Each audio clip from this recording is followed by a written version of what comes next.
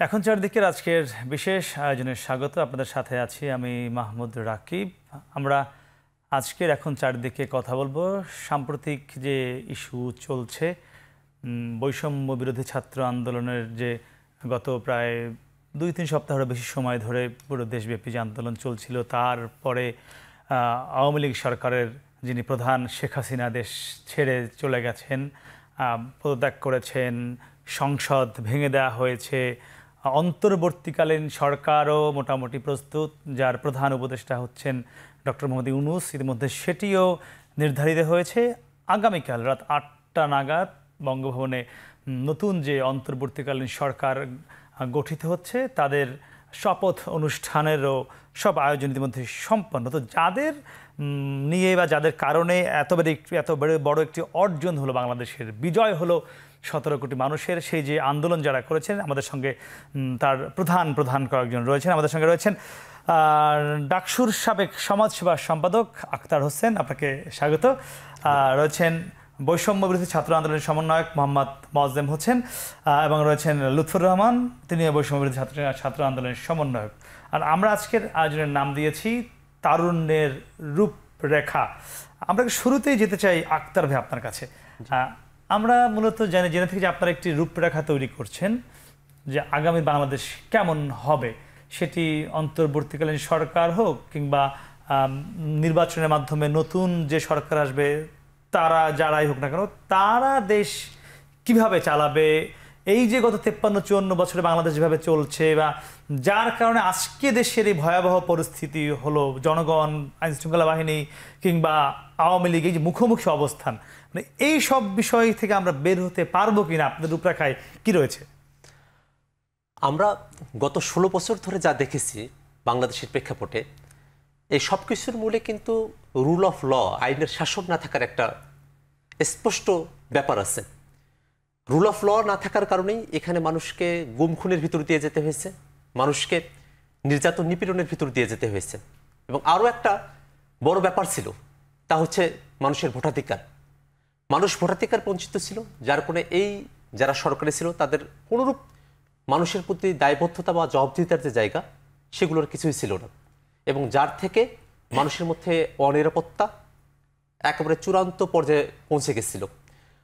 যারা আমরা শিক্ষার্থীরা আন্দোলন করেছি, আমরা সবসময় বাংলাদেশ যেন একটা সুস্থ, একটা সুন্দর, একটা নিরাপদ বাংলাদেশ করতে পারি, সেই ব্যাপারেই কিন্তু আমরা আমাদের বক্তব্য দিয়ে আসছি। এই কারণে যারা উপদেষ্টা হচ্ছেন তাদের কাছে আমাদের প্রধান যে প্রত্যাশা, শিক্ষার্থীদের যেন অবিলম্বে, এখন গোটা দেশে একটা বিশৃঙ্খল পরিস্থিতি চলছে, মানুষের জানমালের নিরাপত্তা নিয়ে একটা ঘাটতি তৈরি হয়েছে, প্রথম কর্তব্য থাকবে এবং আমরা সেটাই চাই যে মানুষের যে জানমালের নিরাপত্তা আছে সেটা যেন নিশ্চিত হয়। অনুরূপ সাম্প্রদায়িক যে সহিংসতাগুলো হচ্ছে বা বিভিন্ন জায়গায় মাজারে বা মন্দিরে হামলার মতো ঘটনাগুলো ঘটছে, এগুলো যেন না ঘটে। আর একটা এই বিষয়ের সাথে সংশ্লিষ্ট বিষয় হচ্ছে, সারা দেশে অস্ত্র ছড়িয়ে পড়েছে অনেক নানাবিধভাবে। এই অবৈধ যে অস্ত্রগুলো আছে সেগুলোকে যেন উদ্ধার করা হয় এবং প্রশাসন, পুলিশ প্রশাসন থেকে শুরু করে নিয়ে সামরিক বেসামরিক যে প্রশাসন আছে একেবারে বিচ্ছিন্ন অবস্থায় আছে, তারা নানাবিধভাবে ডিসকানেক্টেড হয়ে পড়েছে, সেখানে কোনো শৃঙ্খলা নেই এবং তারা ফাংশন করতে পারছে না। সেগুলো যেন ফাংশন করতে পারে, প্রাথমিকভাবে দেশে একটা স্থিতিশীল অবস্থা তৈরি করা, এটাই হচ্ছে এখনকার প্রধান লক্ষ্য আমাদের। এই লক্ষ্যেই আমরা এখন কাজ করছি।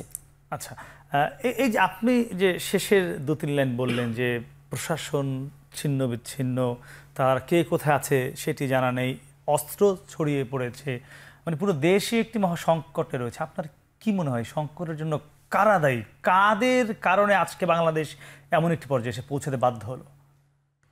আমরা যদি খুব ভালো করে খেয়াল করি তাহলে দেখব বাংলাদেশ যে পুলিশ বাহিনী, এটা একটা রাষ্ট্রীয় একটা বাহিনী, কিন্তু দুর্ভাগ্যের বিষয় হলো এটাকে চূড়ান্তভাবে দলীয়করণ করা হয়েছে। যখন দলীয়করণ করা হয়েছে তখন নির্বিঘ্নে তারা আওয়ামী লীগ বাদে বাংলাদেশের অপর যত মানুষ আছেন তাদের উপরে তারা অত্যাচার নির্যাতন করেছেন এবং তাতে কিছু মানুষ আছেন যারা সামনে থেকে নেতৃত্ব দিয়েছেন এই বাহিনীর। সবাই যে খারাপ বিষয়টা এমন নয়, সবাই যে অপরাধী। আপনি দেখছেন অধস্তন পুলিশ বাহিনী কিন্তু এখন তাদেরই যারা ঊর্ধ্বতন কর্মকর্তা রয়েছেন তাদের বিরুদ্ধে কিন্তু তারাও মাঠে নেমেছে, তারা নাম দিয়েছেন বৈষম্য বিরোধী পুলিশ। আপনি এসে দেখেছেন, এটি কি আবার ইতিবাচক দেখেন কিনা? অবশ্যই আমরা এটা মনে করি যে যারা ক্ষমতার চেয়ারে বসে, প্রশাসনের চেয়ারে বসে, বাহিনীর চেয়ারে বসে যারা দায়িত্বশীল জায়গায় ছিলেন তাদের জনগণের প্রতি দায়বদ্ধতা ছিল, কিন্তু তারা সে দায়বদ্ধতাকে যে অঙ্গীকার সেটা তারা রক্ষা করেন নাই এবং নৈতিকভাবে তারা কিন্তু আর এই ক্ষমতার যে চেয়ারটা আছে, যে তার যে দায়িত্বের যে জায়গাটা আছে সেটা কিন্তু তিনি আর কন্টিনিউ করতে পারেন না। এমত অবস্থায় তাদের পদত্যাগ কিন্তু আমরা চাইছি। অনেকের কিন্তু বিভিন্ন পদে যারা ছিলেন তাদের কিন্তু পদত্যাগ হয়ে গেছে, তাদেরকে কিন্তু বহিষ্কার করা হয়েছে।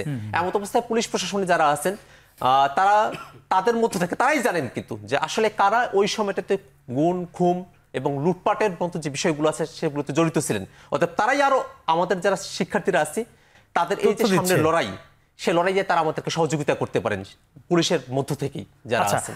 আজকে সেনাপ্রধান বলেছেন যে তত্ত্বাবধায়ক সরকার বা অন্তর্বর্তীকালীন সরকার, যে নামেই বলি না কেন, এটি 10 থেকে 15 সদস্যের হতে পারে। আপনাদের মধ্যে থেকেও থাকছে কিনা? আপনাদের কোনো যেমন তাদের প্রতি কোনো আপনাদের অফার ছিল কিনা ছাত্রদের পক্ষ থেকে?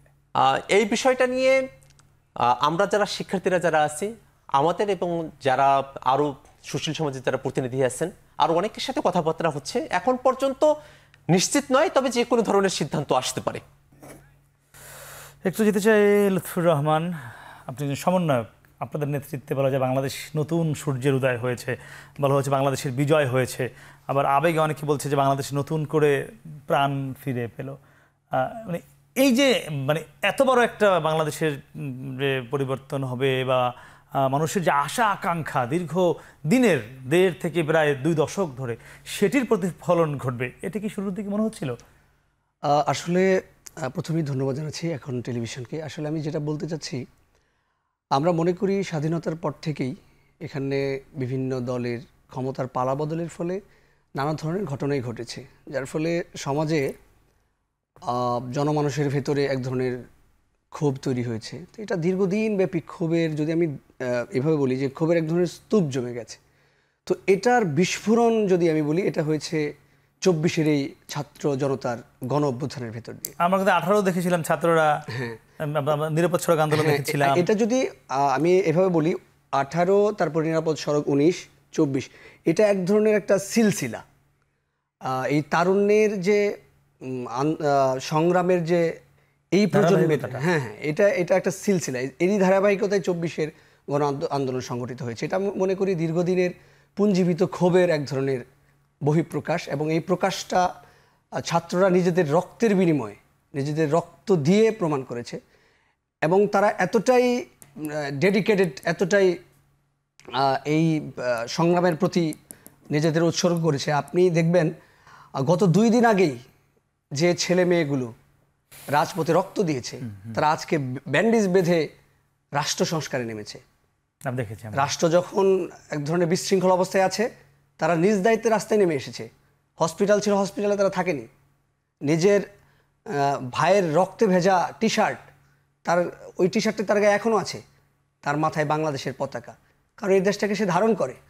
এতদিন এমন এক জগদ্দল পাথরের মতো একটা ফ্যাসিস্ট শক্তি বসেছিল, যার ফলে তার যে স্বপ্নের বাংলাদেশ সে দেখত, তার আমাদের প্রত্যেকের ভিতরে তো একটা স্বপ্নের এক ধরনের জগৎ থাকে, সে চিন্তা করে আমার দেশটা এমন হতে পারে। আমরা হয়তো প্রজন্মকে নানাভাবে ভুলভাবে তাদের ব্যাখ্যা করেছি। তাদেরকে আমরা বলেছি উচ্ছন্ন যাওয়া প্রজন্ম, তাদেরকে আমরা বলেছি আই হেট প্রজন্ম। এই প্রজন্ম কিন্তু দেখিয়ে দিয়েছে তারা এই আন্দোলনকে এতটাই বলেছে, এই প্রজন্ম মানে তরুণ প্রজন্মের দেশপ্রেম নাই, এমনও কিন্তু কথাবার্তা। এটা তো ভুল প্রমাণ করেছে তারা। দেশপ্রেম, কীভাবে দেশপ্রেমটা প্রকাশ করতে পারে? আপনারা শুনে থাকবেন, আমরা এমনও ঘটনা জেনেছি যে একটা ছেলে, সে বুকে গুলি খেয়েছে, গুলি খাওয়ার পরে ফুসফুস ভেদ করে গুলি বের হয়ে গেছে। ওই ছেলেটার যখন নিঃশ্বাস নিতে পারছিল না, অক্সিজেন মাস্ক লাগানো, যখন বুক থেকে রক্ত বের করেছে ডাক্তার অপারেশনের ভেতর দিয়ে, সে তখন একটু নিঃশ্বাস নিতে পারছিল। সে সময় যখন মাস্কটি খুলে, সে নিজেই মাস্কটি খুলে যে বলতেছে যে আমি কি এখন আবার আন্দোলনে যেতে পারবো? তো এই প্রজন্মকে তো আসলে সুযোগ নেই যে আপনাকে। মোয়াজ্জেম হোসেন, আপনি আমাদের সঙ্গে রয়েছেন, আপনি একজন সমন্বয়ক বৈষম্য বিরোধী ছাত্র আন্দোলনের। একটু জানতে চাইব, যদি আমরা দেখি যে আগামীকাল যে অন্তর্বর্তীকালীন সরকার হয়, সেখানে ছাত্রদের কোনো প্রতিনিধি নেই, যদি আপনাদের দাবি অনুযায়ী প্রধান উপদেষ্টা ইতিমধ্যেই হয়েছেন ডক্টর মোহাম্মদ ইউনূস, আপনারাই এই নামটি প্রস্তাব করেছিলেন, যদি এখন উপদেষ্টা পরিষদেও কি মানে চাওয়াটা খুব বেশি নাকি কিরকম হতে পারে? দেখেন, জনগণ এবং ছাত্র সমাজ আমাদের উপর আস্থা রেখেই কিন্তু আমাদের ডাকে সাড়া দিয়েছেন এবং আমাদের ডাকেই কিন্তু রাস্তায় নেমেছে। সেই হিসেবে জনগণ এবং সুশীল সমাজের একটা চাওয়া পাওয়া আছে ছাত্র সমাজের কাছে, এবং আমাদের এই অন্তর্বর্তীকালীন যে সরকারটা হবে সেই সরকারটা গ্রহণযোগ্যতা অর্জন করতে হলে ছাত্র সমাজ একজন প্রতিনিধি লাগবে, আমরা এটা মনে করি। এবং ছাত্রদের এবং জনগণেরও কিন্তু চাওয়া পাওয়া একটা এটাই। সেই হিসেবে আমি মনে করি যে আগামীকাল যে সরকারটা গঠন হবে সেই সরকারে অবশ্যই ছাত্র প্রতিনিধি থাকবে, আমি এটা মনে করি। সেই ছাত্রটি মানে কি টাইপের আপনাদের চাওয়া, যে যারা সমন্বয়ক এখান থেকে কেউ হতে পারে? অবশ্যই, যে আমরা যারা নেতৃত্ব দিয়েছি সেইখান থেকেই আমরা চাইবো যে আমাদের নেতৃত্ব থেকে অন্তত একটা স্টেক হোল্ড করুক ছাত্র সমাজ, যাতে আমাদের যে তরুণ প্রজন্মের চাওয়া পাওয়া বা আশা আকাঙ্ক্ষা, আমরা ইতিমধ্যে দেখেছি যে আমাদের সিনিয়র সিটিজেন যারা আছেন বা বিভিন্ন পলিটিক্যাল পার্টি যারা ইতিমধ্যেই প্রায় 53 বছর 54 বছর সরকার পরিচালনা করেছেন, তারা কিন্তু জনগণের পালস বুঝে জনগণের আশা আকাঙ্ক্ষা তারা মানে দলীয়করণ করে তাদের মতো করে দেশ চালিয়েছে, জনগণের আশা আকাঙ্ক্ষা প্রতিফলন ঘটে নাই। আমরা এখন তরুণ প্রজন্ম জনগণের যে আশা আকাঙ্ক্ষার বাংলাদেশ সেটাকে আমরা বিনির্মাণ করতে চাই, তারই প্রেক্ষিতে কিন্তু এই গণ আন্দোলন। সুতরাং আমাদের লক্ষ্যটাই হবে জনগণের আশা আকাঙ্ক্ষার প্রতিফলনটা, এবং কালকের যে গভর্নমেন্টটা হবে সেটাও আমরা বিশ্বাস করি যে আমাদের আশা আকাঙ্ক্ষারই প্রতিফলন ঘটবে। এবং এটা কিন্তু যুক্তরাষ্ট্র সরকার ইতিমধ্যে বলেছে যে বাংলাদেশের সাধারণ মানুষ যে আশা আকাঙ্ক্ষা নিশ্চয়ই অন্তর্বর্তীকালীন সরকার সেখানে তার প্রতিফলন তারাও চায়। যুক্তরাষ্ট্র এমন একটি কথা বলেছে। আপনারা একটু জানতে চাইবো যে আপনারা রূপরেখার কথা বলছেন, আমি আপনাকে শুরুতে যেটা জানতে চেয়েছিলাম, এটি যদি একটু একদম সুনির্দিষ্ট করে আপনি বলেন যে আপনারা কোন কোন বিষয়গুলো একদম শুরুর দিকেই চান, যেটি আপনারা বাস্তবায়ন করতে চান, কোন কোন বিষয়গুলো একটু স্বল্প মেয়াদি বা দীর্ঘ, আবার এরপরে দীর্ঘ মেয়াদি, এগুলো যদি একটু একদম স্পেসিফিক করে বলেন আমাদের দর্শকদের জন্য, তাহলে মানে আরেকটু সুবিধা হবে। নিশ্চয়ই কথা বলছিলাম তারুণ্যের রূপরেখা নিয়ে। আমরা ছিলাম আখতার হোসেন, সাবেক সমাজ সেবা সম্পাদক। ডাক্তার আখতার ভাই, বলা হয়ে থাকে এই যে পুরো একটা আন্দোলন হলো, বৈষম্য বিরোধী ছাত্র আন্দোলনের ব্যানারে আমরা দেখেছি কোটা সংস্কারের দাবিতে যেটি শুরু হয়েছিল, এর যে মূল প্রেক্ষাপট বা মূল যে চিন্তাধারা বা এই যে রাষ্ট্র বিনির্মাণ, বলা হয় যে আপনি এর একটি মূল উদ্যোক্তা ছিলেন, পিছনে আপনি কাজ করেছেন, ইতিবাচকভাবে আমরা বলছি বিষয়টিকে। তো সেখান থেকে যে রূপরেখাটা নিশ্চয়ই এটি আমরা মনে করি হয়তো লুৎফুর কিংবা মজ্জেম তারা তো আছেই, নাহিদ কিংবা যারা কাজ করছে, আসিফ, আপনিও নিশ্চয়ই পিছনে কাজ করছেন এই বাংলাদেশে কীভাবে নির্মাণ করা যায় নতুন করে একটি। আপনারা বলছেন যে বৈষম্যহীন বাংলাদেশ, আপনারা বলছেন অসাম্প্রদায়িক বাংলাদেশ, আপনারা বলছেন যেখানে কোনো ভেদাভেদ থাকবে না। এই যে মুক্তিযুদ্ধ নিয়ে এখনও একটি বড় ব্যাপার চলে বাংলাদেশে, যে কারা মুক্তিযুদ্ধের পক্ষে কারা বিপক্ষে, এ নিয়ে এখনও দড়ি টানাটানি চলে। তো সেখান থেকে আসলে বের হয়ে আসার কী কী রূপরেখা থাকছে এবং স্বল্পমেয়াদী দীর্ঘমেয়াদী কী কী আছে? আপনার যে বক্তব্য একেবারে শুরুর দিকে যা বলেছেন, যে আমাকে কেন্দ্র করে আমার যারা অনুজরা আছেন বিশ্ববিদ্যালয়ের, আমার গণতান্ত্রিক ছাত্রশক্তি একটি সংগঠনের আমি আহ্বায়ক, তারই সদস্য সচিব নাহিদ ইসলাম এবং আসিফ যারা আছেন, বাকর যারা আছেন, মোয়াজ্জেম, লুৎফর, আমরা সবাই আসলে একসঙ্গেই বিশ্ববিদ্যালয়ে অ্যাক্টিভিজম করে বড় হওয়া, একসঙ্গেই। আমি হয়তো তখন পরিচিত ছিলাম, কিন্তু এবারের আন্দোলনে কিন্তু তারা আমার থেকে আরো কয়েক গুণ বেশি পরিচিত এবং আমার থেকে আরো কয়েক গুণ বেশি তারা জীবনের ঝুঁকি নিয়েছেন, পরিকল্পনা করতে পেরেছেন, মানুষ তাদের উপর আস্থা রেখেছে এবং সেই আস্থার কারণেই কিন্তু বিজয় এসেছে। অতএব এখানে আলাদা করে নিজেকে তাদের থেকে মানে ফারেক করবার আমি কারণ দেখি না। আপনি বলেছেন হয়তো আপনার জায়গা থেকে বলেছেন, কিন্তু আমি পুরো কৃতিত্ব আমার যারা অনুজরা আছেন, সারা দেশের যারা মানুষ আছেন তাদের কাছে দিতে চাই। এবং একই সাথে আপনি যে বলছেন দেশ পুনর্গঠন বা আমাদের যে তারুণ্যের যে পরিকল্পনা, সেই ব্যাপারগুলো কি হতে পারে, একেবারে শুরুর দিকের যদি কথাটা বলি, যে ইন্টারিম গভর্নমেন্ট হচ্ছে, একেবারে শুরুতেই আমরা চাইবো দেশে ল অ্যান্ড অর্ডার এটা পুরোপুরিভাবে ফাংশন করুক, অর্থাৎ জান এবং মালের একটা নিরাপত্তা আসুক, মানুষ যেন জান এবং মালের নিরাপত্তা পায়। এখন পর্যন্ত বিভিন্ন জায়গায় বিচ্ছিন্ন নানা ঘটনা ঘটছে, সেগুলোর জন্য একেবারে বন্ধ হয়ে যায়, কোনোভাবেই যেন কোথাও হামলা ভাঙচুর লুটপাট কোনো কিছুই যেন না চলে। অনেক জায়গায় আমরা দেখেছি যে যেখানে আগে কিনা আওয়ামী লীগের কেউ বসে চাঁদাবাজি করতো, এখন অন্য কেউ গিয়ে সেই জায়গাটাতে চাঁদাবাজি শুরু করে দিয়েছে, এটা যেন কোনোভাবেই না থাকে। অর্থাৎ মানুষের জীবনের যে নিরাপত্তা, মানুষের সম্পদের যে নিরাপত্তা, সেই নিরাপত্তা সবার প্রথম কর্তব্য। এবং এরপরেই যে কর্তব্যটা আসে সেটা হলো আমাদের যারা শহীদ হয়েছেন, যে ভাইয়েরা আমাদের আহত হয়েছেন, এই আহত যারা হয়েছেন তাদের পরিপূর্ণ চিকিৎসার ব্যবস্থা করা, একই সাথে যারা নিহত হয়েছেন নানাবিধভাবে হয়তো অনেকে পঙ্গু হয়ে আছেন, আমরা এখনো সঠিক তথ্যটা জানি না, এই পরিবার যেগুলো আছে সেই পরিবারগুলোতে পুনর্বাসন করাটা একেবারে প্রাইম কর্তব্য আমি মনে করি। এবং আমরা চাইবো যে ইন্টারিম গভর্নমেন্ট আসছে সেই ইন্টারিম গভর্নমেন্ট এই জিনিসগুলোর ব্যাপারে তারা সতর্ক থাকবে। এবং আরও একটা বিষয় তার সঙ্গে যুক্ত আছে, যারা গত সময়ে বাংলাদেশে লুটপাট করেছে, গুম খুনের রাজনীতি করেছে, এবং এই যে আন্দোলন, সে আন্দোলনে যাদের ঘোষণায়, যাদের নির্দেশনায় এত এত ছাত্র জনতাকে জীবন দিতে হলো, তাদের প্রত্যেককে আইনের আওতায় নিয়ে আসা, তাদের বিচার করা। যদি বাংলাদেশের কোর্টে তাদের বিচার করার মতো পরিবেশ তৈরি করা না যায়, তাদেরকে এখানে না নিয়ে আসা যায়, তাহলে আন্তর্জাতিক আদালতে যেন তাদের বিচার হয় সে ব্যাপারে পদক্ষেপ নেওয়া। এবং একই সাথে একটা জিনিস আমাদের মাথায় রাখতে হবে যে আমরা বাংলাদেশ, আমাদের যে আইন আছে, আমাদের যে সংবিধান আছে, অনেকগুলো জায়গায় আমরা জনবিরোধী অনেক কিছু দেখেছি। এবং ডিএসএফ এর মতো আইন ছিল, এমন কালো আইন যার মধ্য দিয়ে এমনকি সাংবাদিকতা যারা করতেন তাদের কণ্ঠরোধ করা হয়েছিল, সাধারণ মানুষ যারা ছিলেন, যারা অ্যাক্টিভিস্ট ছিলেন তাদের কণ্ঠরোধ করা হয়েছিল। এমন যা কিছু আছে সব কিছুতে যেন একটা সংস্কার নিয়ে আসা হয়। আবার এই মুহূর্তে পুলিশ প্রশাসন একেবারেই অগোছালো অবস্থায় আছে, তারা একেবারে কোনোভাবেই তারা ফাংশন করছে না। এটাকে যেন একটা ফাংশনেবল জায়গায় নিয়ে আসা যায়, এই কাজগুলো করা অনেক দায়িত্ব আসলে। এবং আমরা যেহেতু শিক্ষার সাথেই এখন পর্যন্ত কানেক্টেড, আমরা ছাত্র মানুষই, এবং আমরা চাইবো বিশ্ববিদ্যালয়গুলো, এই প্রত্যেকটা বিশ্ববিদ্যালয়ে আগে যে দখলদারিত্বের একটা রাজনীতি ছিল সেই রাজনীতি যেন একেবারে চূড়ান্তভাবে বন্ধ হয়। শিক্ষার্থীরা যেন তারা হলে সিট পায়, তাদের বিশ্ববিদ্যালয়ে আসা, বিশ্ববিদ্যালয়ে ছাত্রত্ব থাকা এবং তার যোগ্যতার ভিত্তিতে এই জায়গায় আমাদের পরামর্শ থাকবে একেবারে ফার্স্ট ইয়ার সেকেন্ড ইয়ারের যারা শিক্ষার্থীরা আছেন তারা আগে যেন সিট পায়, তারপরে বাকিটা যেন ব্যবস্থাটা হয় আর কি। কারণ বিশ্ববিদ্যালয়ে ফার্স্ট ইয়ার সেকেন্ড ইয়ার স্টুডেন্টটাই সব থেকে ভালনারেবল। অনেকগুলো জায়গায় আমাদের সংস্কারের কথা আছে, পরিকল্পনা আছে, সব একসঙ্গে হয়তো শেষ করা যাচ্ছে না, কারণ আমরা সেই পরিকল্পনা আপনি আবারও শুনুন। আপনার কাছেই মানে আমরা যেখানে থেমেছিলাম সেখানে যদি একটু চাই, আপনার এই কথার পাশাপাশি আরেকটি বিষয় জানতে চাই। আপনি আহতর কথা বলছেন, অনেকে পঙ্গু হয়ে গেছে এটি বলেছেন। যেহেতু এই পুরো আন্দোলনটা আপনাদের ডাকেই হয়েছে, হয়তো পুরো দেশে আপনাদের নেতৃত্ব ছিল না, যে যার মতো করেছে, সাধারণ ছাত্ররা, ছাত্র জনতা আমরা দেখছি সবাই নেমে এসেছে, নারী পুরুষ নির্বিশেষে। নিহতের তালিকাটা আপনারা করতে পেরেছেন কিনা বা সম্ভব কিনা?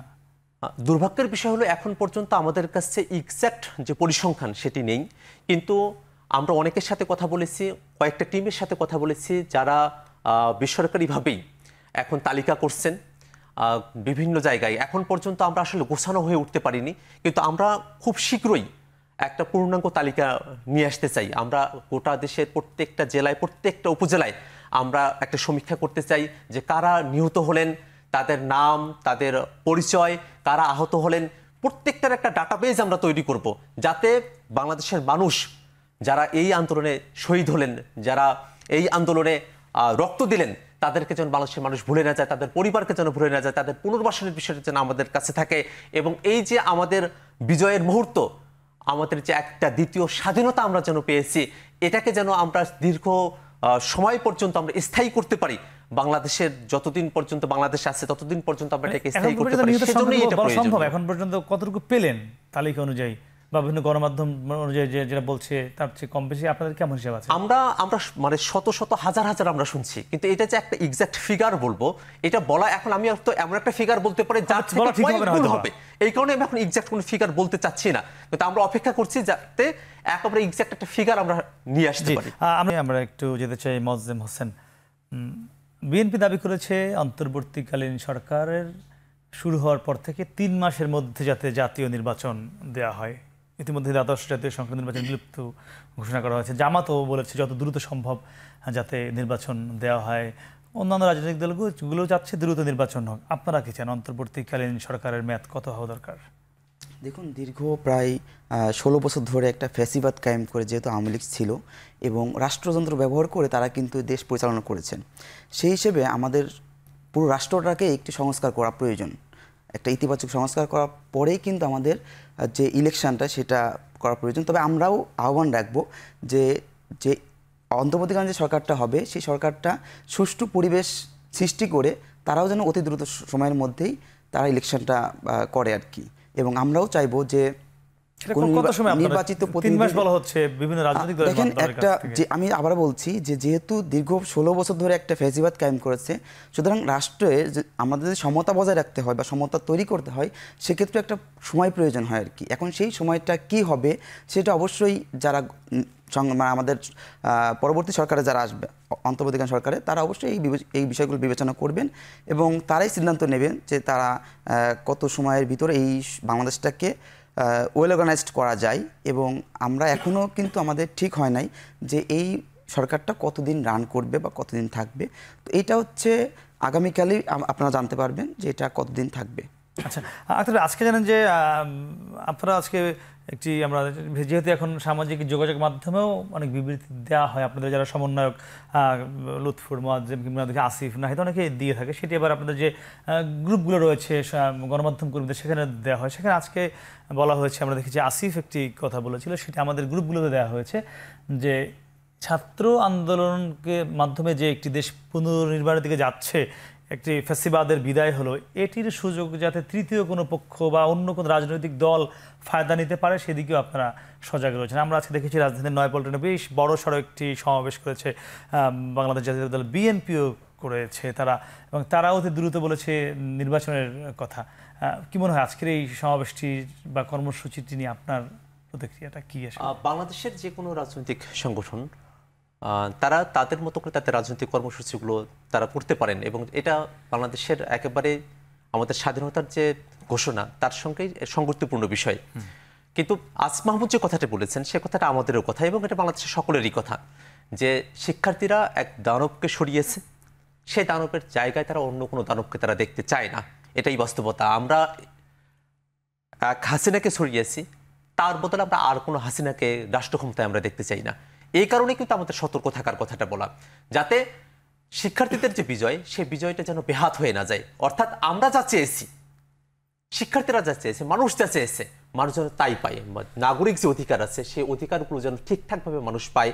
এখানে যেন কোনোভাবেই আবার কোনো একদলীয় কর্তৃত্ব বা ফেসিবাদ যেন চেপে না বসে, সেই ব্যাপারেই কিন্তু আমাদের সতর্কতা, সেই ব্যাপারেই কিন্তু আসিফ মাহমুদ সহ আমাদের যারা সমর্থকরা আছেন তাদের এই বক্তব্য। আচ্ছা, আর আপনি জানেন যে এই গত 3 দিন ধরে যেভাবে সহিংসতা বা যেভাবে হামলা হয়েছে সব জায়গায়, এই যে বিশাল একটি ক্ষতি হলো রাষ্ট্রের, এটি পুষিয়ে নেওয়া কতটা সম্ভব? এমনি আমাদের দেশের অর্থনীতি ভঙ্গুর অবস্থায় ছিল, আপনি জানেন যে নানানভাবে আমরা বিপর্যস্ত ছিলাম অর্থনীতিতে, কীভাবে সম্ভব হবে? এটা খুবই দুঃখজনক যে আমরা বিজয় অর্জন করেছি, শিক্ষার্থীরা কিন্তু বিজয় উদযাপন করছে। বিজয় উদযাপন হচ্ছে এই সময়টাতে কে বা কারা যেন তারা বিভিন্ন জায়গায় লুটতারাজ করছে, বাড়িঘরে অগ্নিসংযোগ করছে। এই যে বিষয়গুলো করতেছে, এগুলোর সঙ্গে কিন্তু যারা সমন্বয়ক আছেন তাদের বিন্দুমাত্র কোনো এই জিনিসগুলোর সাথে সম্পর্ক নেই। তারা কিন্তু বারবার বলছেন যে কোনোরূপ সহিংসতায় জড়ানো যাবে না, কোনোরূপ ক্ষয়ক্ষতি করা যাবে না, সেটা প্রাইভেট প্রতিষ্ঠান হোক আর রাষ্ট্রীয় প্রতিষ্ঠান হোক, এবং রাষ্ট্রীয় প্রতিষ্ঠান ব্যক্তি পর্যায়ে হোক, হ্যাঁ ব্যক্তি পর্যায়ে হোক, কোনোভাবেই যেন কোনো স্থাপনায় যেন আগুন না ধরানো হয়, যাতে সেখানে কোনো লুটতারাজ না চালানো হয়। এটা কিন্তু খুবই জরুরি বিষয়, কারণ আমরা মানুষের কাছে আহ্বান জানাবো যে সারা দেশে অলরেডি শিক্ষার্থীরা টিম করছে নিরাপত্তার জন্য, গোটা দেশে কমিটি হচ্ছে নিজেদের মতো করে। আমরা চাইবো এটা আরো সারা দেশব্যাপী আরো ছড়িয়ে পড়ুক, আরো শক্তিশালী হোক, ছাত্র নাগরিক সংহতির ভিতর দিয়ে নিরাপত্তা আসুক, নিজেরাই করুক। লুৎফর, একটু জানতে চাইবো যে মানে এটি আপনি যে বলতে চাইছেন সেটি বলবেন, সঙ্গে সঙ্গে জানতে চাই যে রাতের বেলা যে একটি সামাজিক যোগাযোগ মাধ্যমে যে একটি আতঙ্ক তৈরি হচ্ছে প্রতিদিন, যে অমুক এলাকায় হামলা হচ্ছে, অমুক জায়গায় লুট হচ্ছে, মানে রাতকে যাতে রাতটা নিরাপদ হয়, এই বা শুধু ঢাকা না পুরো বাংলাদেশ, আপনাদের যেহেতু অনেক জনসমর্থন আমরা দেখেছি আন্দোলনে, একদম সেই গ্রাম পর্যায় পর্যন্ত মানুষ নেমে এসেছিল, আপনারা কোনো বার্তা দিবেন কিনা যে সবাই যাতে স্বতঃস্ফূর্তভাবে রাতটাকে নিরাপদ করে তোলে, রাস্তায় থাকে, পাহারা দেয়? আমি আক্তার ভাইয়ের কথা ধরে একটি কথা বলছি। আমরা কিন্তু আমাদের আন্দোলন আপনারা লক্ষ্য করবেন, গণমাধ্যম কর্মী যারা আছেন, শুরু থেকেই আমাদের কর্মসূচিগুলো ছিল খুবই শান্তিপূর্ণ। অনেক বড় গণজমায়েত হয়েছে, অনেক বড় ছাত্র জমায়েত হয়েছে, কিন্তু কোনো ধরনের বিশৃঙ্খলা বা রাষ্ট্রের কোনো ক্ষতি, রাষ্ট্রের কোনো স্থাপনার ক্ষতি কিন্তু এরকম ঘটনা ঘটেনি। তো তার মানে পরবর্তীতে কারা এসব করলো? একটি কুচক্রী মহল সবসময় ছিল, তারা এই আন্দোলনের ভেতর দিয়ে তাদের স্বার্থ চরিতার্থ করার চেষ্টা করেছে। তো আমি আক্তার ভাইয়ের কথা ধরে এই কথাটা বললাম। আর বাকি যে গুজবের কথাগুলো, রাতে কিন্তু ঘটনা ঘটছে। হ্যাঁ, রাত এখন সময়টা এতটাই এলোমেলো যে তারা রাতকে লুটপাটের একটা সুযোগ হিসেবে তারা নিচ্ছে। তো আমি যদি বার্তার কথা বলি, আমরা স্পষ্টভাবে একদম যেদিন প্রথম আমরা সংবাদ সম্মেলন করি স্পষ্টভাবে ঘোষণা করেছি, যারা বা সংঘবদ্ধভাবে যারা এসব করছেন তাদেরকে অবশ্যই আইনের আওতায় আনতে হবে। তারা আইনের আওতায় আসবে। পাহারা বসাবেন কিন্তু রাতে। আর পাহারার ব্যাপারটা, হ্যাঁ, এখন আমাদের যে সমন্বয়ক টিম ছাড়াও অনেক এলাকায় আমরা ফেসবুকের মাধ্যমে, সোশ্যাল সামাজিক যোগাযোগ মাধ্যমে আমরা নানাভাবেই এটা ঘোষণা দিচ্ছি, লাইভ করছে অনেকে। আমরা স্পষ্ট ঘোষণা দিচ্ছি যে আপনারা এটা রক্ষা করুন, আপনাদের জানমাল রক্ষা করুন, সাম্প্রদায়িক সম্প্রীতি রক্ষা করে চলুন, সর্বোপরি রাষ্ট্রের যে সম্পদ সেটি রক্ষা করুন। এটি আমরা বারবার বলে এসেছি, আবারও স্পষ্ট করে বলছি যে দেশবাসী আপনারা সচেতন থাকুন, কারণ এই সময়কে পুঁজি করে একটি মহল তারা নানা ধরনের কুকর্ম করার চেষ্টা করবে, মানুষের জানমালের ক্ষতি করার চেষ্টা করবে। এটা অবশ্যই বন্ধ হওয়া উচিত। হ্যাঁ, অবশ্যই বন্ধ হওয়া উচিত। শিক্ষা প্রতিষ্ঠান বিশেষ করে পাবলিক বিশ্ববিদ্যালয় বন্ধ রয়েছে, সেখানে হলে হলে ছাত্ররা ওঠা শুরু করেছে কিনা, আর আপনাদের চাওয়া কি, কবে থেকে ক্লাস শুরু? নিয়ে আমরা একটু যেতে চাই মোয়াজ্জেম হোসেন, হলে কি ছাত্ররা ওঠা শুরু করেছে কিনা, আর কবে থেকে শিক্ষা প্রতিষ্ঠান খুলে দেওয়া দরকার বলে মনে করছেন? যদিও ঢাকার বাইরে প্রাইমারি স্কুলগুলোতে ক্লাস যেসব জায়গায় ভালো অবস্থায় রয়েছে সেখানে শুরু হয়েছে। জি, আমি মনে করি যে হলে ওঠা, আমি আজকে সকালে আমার হলে গিয়েছিলাম, তো হলে কিন্তু অনেকেই ওঠা শুরু করছে যারা নিয়মিত ছাত্র ছিলেন আগে থেকেই। এবং আমরা বারবারই বলছি, যেহেতু দেশের ভিতরে এখন অরাজক একটা পরিবেশ তৈরি হয়েছে, তো এই পরিবেশটা যখন একটা শান্ত পরিবেশ তৈরি হবে তখনই আমি মনে করি যে স্কুল কলেজগুলো খুলে দেওয়া উচিত, এবং ইউনিভার্সিটিতে আমরা মনে করবো যত দ্রুত সম্ভব ইউনিভার্সিটিগুলো খুলে দেওয়া উচিত। কারণ শিক্ষার্থীদের যে আমরা জানি যে করোনাকালীন সময়ে কিন্তু অনেক লেন্দি একটা সময় আমাদের ক্ষয়ক্ষতি হয়েছে, শিক্ষা জীবন থেকে আমাদের চলে গেছে। আমরা চাই না যে নতুন করে আবার দীর্ঘমেয়াদী একটা শিক্ষার্থীদের জীবন থেকে সময় চলে যায়। এইচএসসি পরীক্ষা চলছে। জি জি। আচ্ছা, এটা কি সব বিশ্ববিদ্যালয় শুরু হয়েছে? আমরা খোঁজ নিয়েছি, কয়েকটি বিশ্ববিদ্যালয় শুরু হয়েছে অলরেডি, এবং তারা কিন্তু নিজেদের মতো করেই যারা আবাসিক শিক্ষার্থী এবং নিয়মিত ছাত্র তারাই কিন্তু কেবল উঠতে পারছে, এবং তাদের ভিতর একটা ভয়েস রেইজ করার চেষ্টা করছে। যারা অনাবাসিক এবং যাদের মেয়াদ উত্তীর্ণ হয়ে গেছে যে সকল শিক্ষার্থীরা, ছাত্রত্ব শেষ, তারা যেন কোনো ক্রমেই উঠতে না পারে, সেটা আপনারা খেয়াল রাখছেন। যে লুৎফর, একটু জানতে চাই, আপনারা ক্যাম্পাসে ছাত্র রাজনীতি নিষিদ্ধে চেয়েছেন, ছাত্র সংসদগুলো সচল করার কথা বলেছেন, ছাত্রলীগকে আপনারা বের করে দিয়েছেন দেশের সকল পাবলিক বিশ্ববিদ্যালয়। আন্দোলনের পর বিভিন্ন বিশ্ববিদ্যালয়ের ক্যাম্পাসে আমরা দেখতে পাচ্ছি বা শুনতে পাচ্ছি ছাত্রদল এবং ছাত্র শিবির প্রবেশ করছে। না, ছাত্র রাজনীতি কি শুধু ছাত্র লীগের নিষিদ্ধ চান, নাকি সবগুলো ছাত্র সংগঠনের নিষিদ্ধ চান? আমরা এখন ওইভাবে কোনো খবর পাইনি যে তারা হলে উঠছে। আমরা আসলে এখানে দল মতের ব্যাপার না, আমাদের দাবি হচ্ছে ক্যাম্পাসে নিয়মিত ছাত্র যাদের ছাত্রত্ব রয়েছে তারাই হলে উঠবে, এবং এটাই হওয়ার উচিত। এবং ক্যাম্পাসে যেহেতু ছাত্র সংসদ আছে, ছাত্র সংসদের মাধ্যমে ছাত্ররা তাদের দাবি দাওয়া তুলে ধরবে, এবং ক্যাম্পাসে ছাত্র সংসদ ভিত্তিক রাজনীতি থাকা উচিত। মানে সে কোনো দল করতে পারে, কিন্তু সে যে প্রভাব না পড়ে এমন, সে ছাত্র হিসেবে উঠবে, নেতা হিসেবে নয়। হ্যাঁ, বিষয়টি কি এরকম কিনা? না, ডাকসুর নেতৃত্বে তো একটা বড় জায়গা ডাকসুই হতে পারে, আলাদা লেজুর ভিত্তিক ছাত্র সংগঠন। হ্যাঁ, আমরা এটাই বলতে চাচ্ছি যে কোনো লেজুর ভিত্তিক ছাত্র রাজনীতি বদলে ডাকসু ভিত্তিক, ছাত্র সংসদ ভিত্তিক ছাত্র রাজনীতি থাকা উচিত। আপনারা যেমন ছাত্রলীগকে বের করেছেন, যদি এখন ছাত্র দল বা ছাত্র শিবির উঠে যায় সেক্ষেত্রে না, এটা তো ছাত্রত্ব থাকার উপরে নির্ভর করবে, সে কোন দল করছে এটা আসলে এটার উপরে আমরা কোনো ইয়েতে যাব না। সে উঠবে হচ্ছে নিয়মিত ছাত্র তো থাকবে, সে হলে উঠবে, এটা প্রশাসনের অধীনে হলে সে উঠবে। আক্তার হোসেন, আপনাকে আমরা দেখেছি আবরার হত্যার পরে আপনি ব্যাপক আন্দোলন করেছিলেন, আমরা দেখেছি মোদি যখন বাংলাদেশ সফর করে, আমরা দেখেছি আরও বেশ কিছু ছাত্র আন্দোলন আপনি সামনে থেকে নেতৃত্ব দিয়েছেন।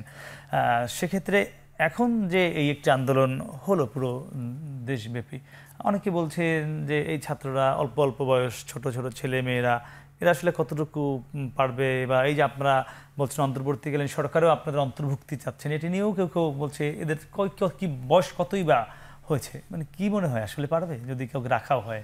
আসলে শিক্ষার্থীরা সংখ্যার হিসেবে যদি বলি, হ্যাঁ বয়স কম, কিন্তু যদি সাহসের কথা বলি, তাদের যদি পারফরমেন্সের কথা বলি, তারা কিন্তু এখন পর্যন্ত 100-তে 100, যেটা গত 16 বছর ধরে সম্ভব হয় নাই।